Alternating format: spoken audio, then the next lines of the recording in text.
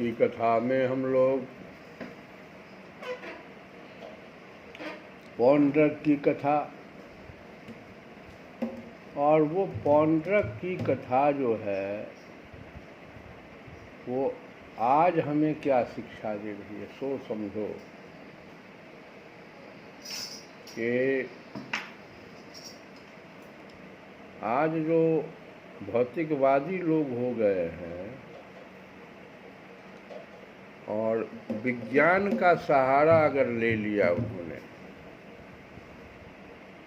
दूसरी बात कि उसके जो सलाहकार हैं वो काशी नरेश जैसे लोग हों। काशी नरेश का यहाँ पर जो थोड़ा सा तो यहाँ पर दिया गया है, काशी नरेश को क्यों उठा के ले आया गया? वो तो करुष देश का राजा था। काशी नरेश के बहकावे में आकर वो अपने को वासुदेव घोषित कर दिया। तो काशी नरेश, एक तो पौंड्रक के बारे में समझिए कि आज का वह ऐसा व्यक्ति जो विज्ञान की सहायता ले लिया है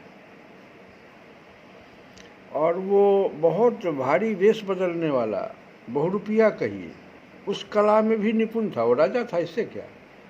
और काशी नरेश से उसकी मित्रता थी, तो काशी में तांत्रिकों का भरमार रहता था।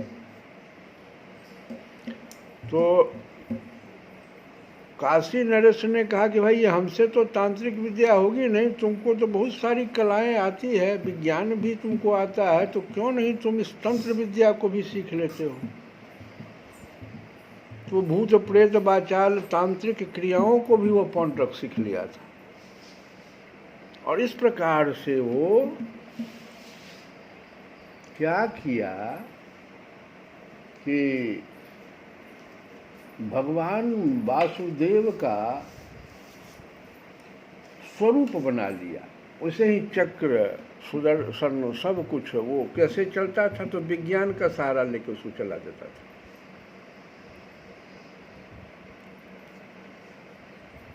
और तंत्र विद्या से किसी को कहीं से कुछ, सभा पूरी बैठी हुई है, किसी को कुछ कर दिया, फिर उसको फिर ठीक भी कर दिया।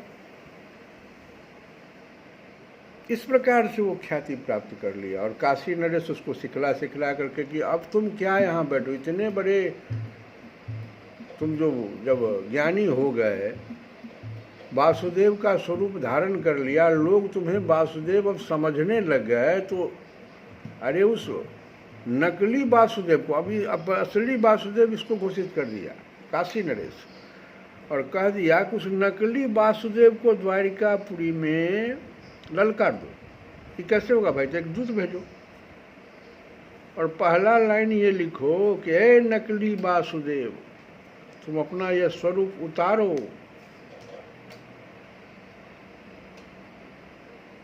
भगवान कहे उद्धव जी को, पढ़िए ये दूत का क्या पत्र लाया है, पढ़िए। पहला लाइन यही था। भगवान सोचे कि कुछ भी हो, यहाँ पर परीक्षित जी महाराज को सुखदेव जी कहते हैं कि परीक्षित पौंड्रक जो था, भगवान के रूप का चाहे वह किसी भाव से हो, ये बहुत सुंदर बात यहाँ पर है, चाहे किसी भाव से हो, सदा चिंतन करता रहता था। भगवान का अगर रूप ही बनाता होगा तो कितना समय उसको लगता होगा। वैसा ही सोच, वैसा ही चाल ढाल, मुरली लिए हुए।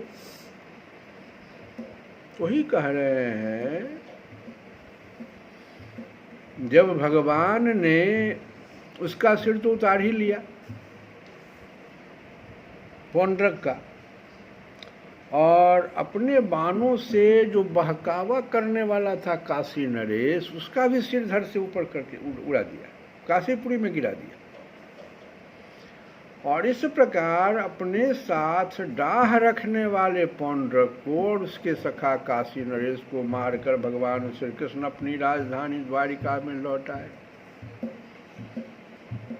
ये शिक्षा है कि आज के समय में भी अगर आप कुछ विज्ञान जान गए हैं, कुछ इस तरह का जो तंत्रिक क्रिया सब भी जान गए हैं, तो ऐसा गलती मत कीजिए।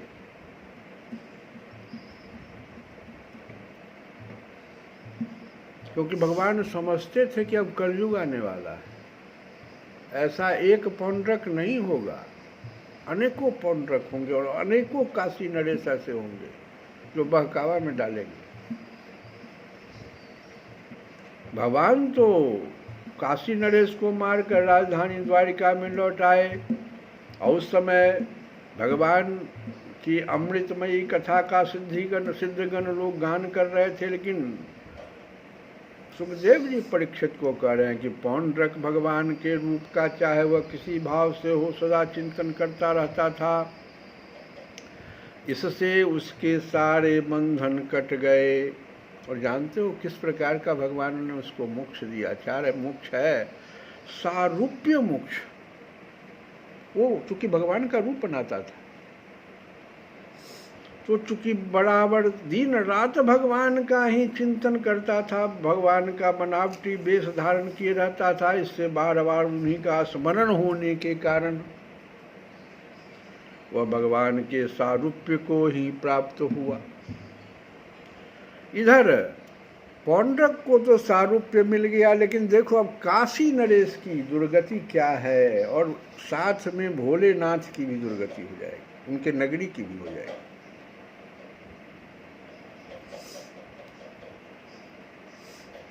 काशी में राजमहल के दरवाजे पर एक कुंडल मंडित मुंड गिरा देखकर लोग तरह तरह का संदेह करने लगे। वो तो राजा का मुंड था, और सोचने लगे कि यह क्या है भाई, यह किसका सिर है। जब यह मालूम हुआ कि यह तो काशी नरेश का ही सिर है, तब रानियां, राजकुमार, राज परिवारों के लोग था नागरिक रो रो कर विलाप करने लगे। हा नाथ, हा राजन, हाय हाय, हमारा तो सर्वनाश हो गया। काशी नरेश का पुत्र था सुदक्षिण, उसने अपने पिता का अंत्येष्टि संस्कार करके मन ही मन यह निश्चय किया कि अपने पितृघाती को मारकर ही मैं पिता के ऋण से उऋण हो सकूंगा। निदान वह अपने कुल पुरोहित और आचार्यों के साथ, हम तो बता ही दिए थे काशी नरेश में अनेकों तांत्रिक थे, उन लोगों को बुलाया, सभा बैठा लिया और अत्यंत एकाग्रता से भगवान शंकर की आराधना करने लगा।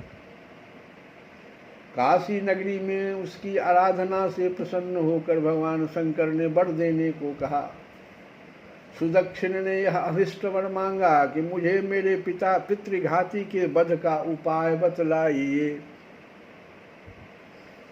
भगवान शंकर ने कहा कि तुम ब्राह्मणों के साथ मिलकर यज्ञ के देवता ऋत्विग भूत दक्षिणाग्नि की अभिचार विधि से आराधना करो।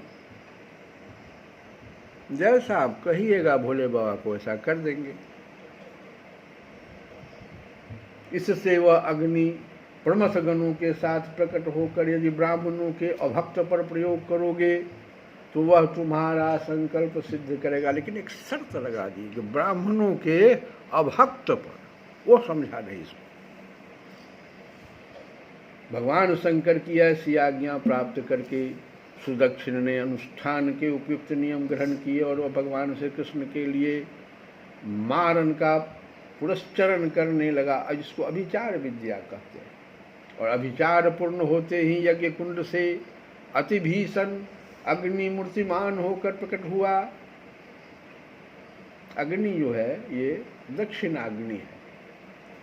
उसके केस और दाढ़ी मूछ तपे हुए तांबे के समान लाल लाल थे, आंखों से अंगारे बरस रहे थे।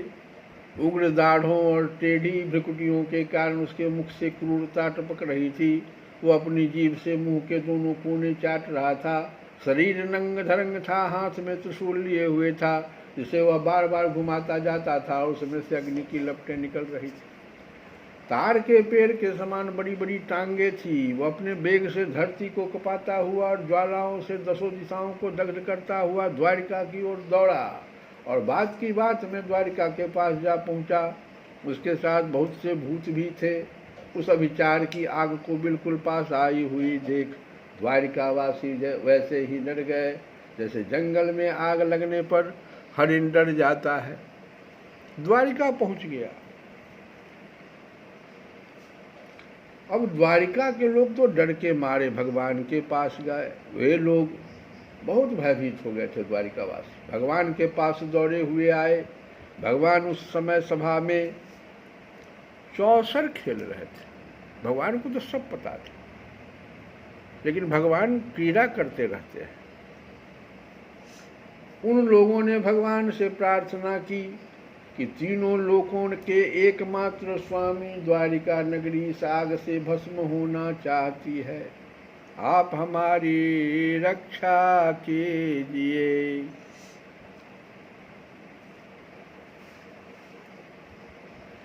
आपके सिवाय इसकी रक्षा और कोई नहीं कर सकता। शरणागत वत्सल भगवान ने देखा कि हमारे स्वजन भयभीत हो गए हैं और पुकार पुकार कर विकलता भरे स्वर से हमारी प्रार्थना कर रहे हैं। तब उन्होंने हंसकर कहा, डरो मत, मैं तुम लोगों की रक्षा करूंगा। परीक्षित, भगवान सबके बाहर भीतर की जानने वाले हैं। वे जान गए कि यह काशी से चली हुई माहेश्वरी कृत्या है। उन्होंने उसके प्रतिकार के लिए अपने पास ही विराजमान चक्र सुदर्शन को आज्ञा दिया।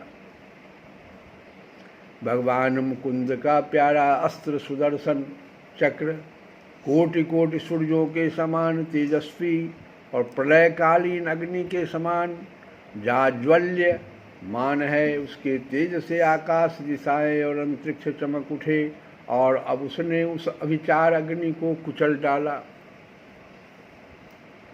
भगवान श्री कृष्ण के अस्त्र सुदर्शन चक्र की शक्ति से कृत्यारूप आग का मुंह टूट फूट गया। उसका तेज नष्ट हो गया, शक्ति कुंठित हो गई और वह वहाँ से लौटकर काशी आ गई तथा उसने ऋत्विज आचार्यों के साथ, अब देखो, जो जिसको बुलाता है उसी का नाश सबसे पहले वो कर देता है। तो जो ये जितने भी वो पंडित लोग बैठे हुए थे, ऋत्विज जो लोग, आचार्य जो लोग बैठे हुए थे वहाँ पर, उन सबको, सुदक्षिण को भी, और जो वहाँ पर संकल्प लिया था सुदक्षिण राजा का पुत्र, सबको जलाकर भस्म कर दिया। और इस प्रकार उसका अभिचार उसी के विनाश का कारण हुआ। और इतना ही नहीं, कृत्या के पीछे पीछे सुदर्शन चक्र भी काशिया पहुंचा। अब जहां यह यज्ञ हो रहा था उसको भी दंडित किया गया, उस पूरे क्षेत्र को। काशी बड़ी विशाल नगरी थी। वह बड़ी बड़ी अटारियों, सभा भवन, बाजार, नगर द्वार, द्वारों के शिखर, चार दीवारियां, खजाने, हाथी, घोड़े, रथ और अन्नों के गोदाम से सुसज्जित थी। भगवान श्री कृष्ण के सुदर्शन चक्र ने सारी काशी को जलाकर भस्म कर दिया और फिर वह परमानंदमयी लीला करने वाले भगवान श्री कृष्ण के पास लौट आया। अब यहाँ पर कहते हैं सुखदेव जी कि जो मनुष्य पुण्य कीर्ति भगवान श्री कृष्ण के इस चरित्र को एकाग्रता के साथ सुनता या सुनाता है, जो मनुष्य पुण्य कीर्ति भगवान श्री कृष्ण के इस चरित्र को एकाग्रता के साथ सुनता या सुनाता है, वह सारे पापों से छूट जाता है। मेरे गिनियो ना अपराध, मेरे गिनियो ना अपराध लाडली श्री राधे लाडली ओ लाडली श्री राधे लाडली श्री मेरे गिनियों ना अपराध लाडली श्री राधे लाडली श्री राधे मेरे गिनियों ना अपराध लाडली श्री राधे ओ लाडली श्री राधे लाडली श्री राधे हे स्वामिनी श्री राधे स्वामिनी श्री राधे मेरे गिनियों ना लाडली श्री राधे मेरे गिनियों ना लाडली श्री राधे मेरे गिनियों नाजी नाजी नाजी अरे नाजी अपराध लाडली श्री राधे तेरी आंसू पे सब कुछ छोड़ा तेरे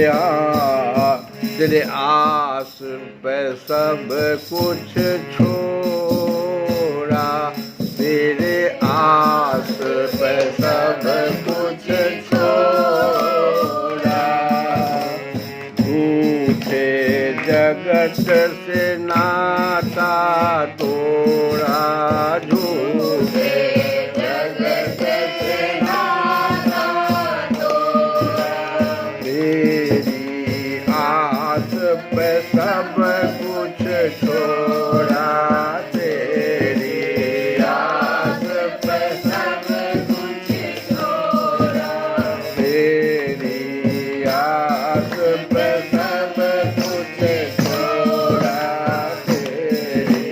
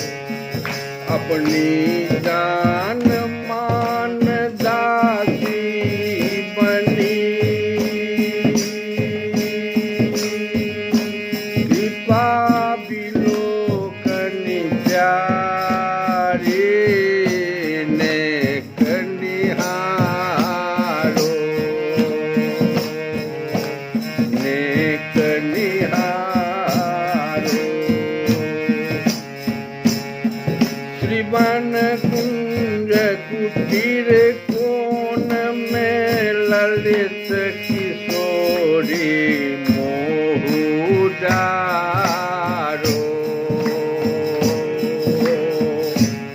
अरे मोह डारो। करुणा सिंधु अगाधे, श्री राधे श्री राधे।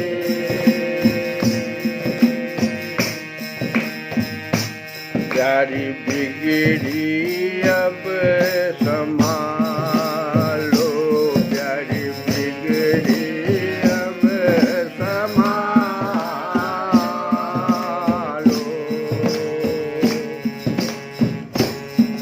और मोहे दीजो, हाँ जी, मोहे दीजो प्रेम बरसा। लाडली श्री राधे, हे लाडली श्री राधे, हे लाडली श्री राधे, लाडली श्री राधे।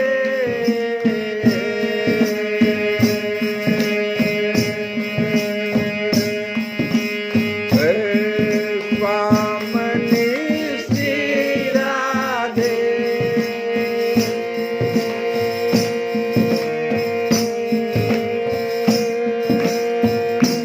मेरे गिनियो न अपराध लाडली श्री राधे, मेरे गिनियो न अपराध लाडली श्री राधे, मेरे गिनियो न अपराध लाडली श्री राधे।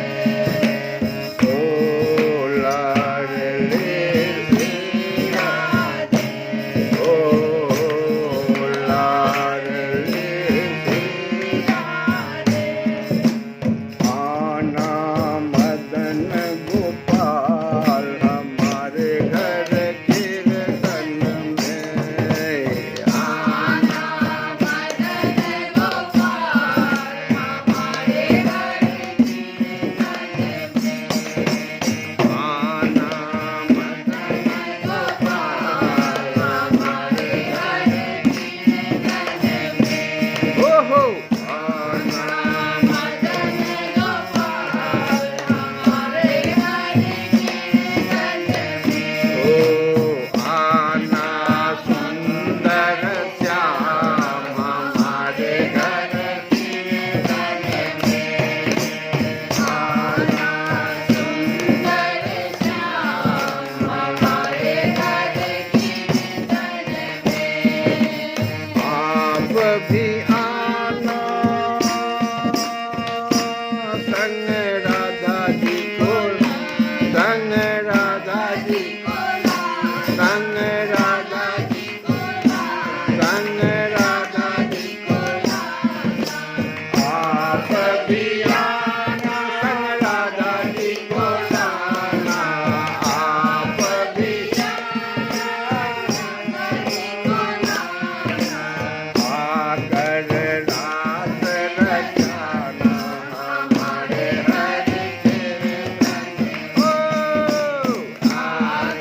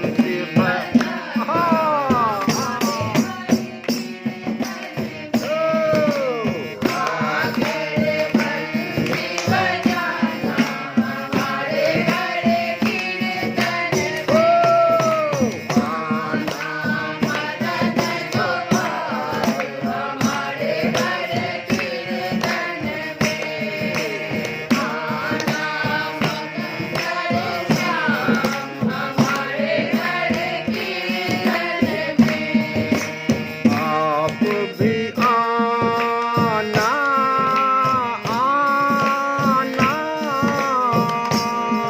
संग अर्जुन को लाना।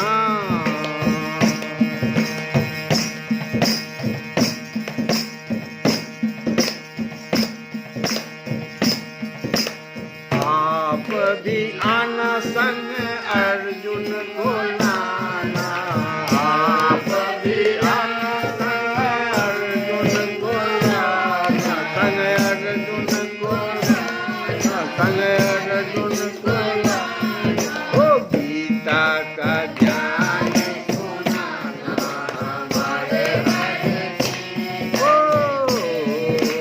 गीता का ज्ञान सुनाना हमारे घर कीर्तन में।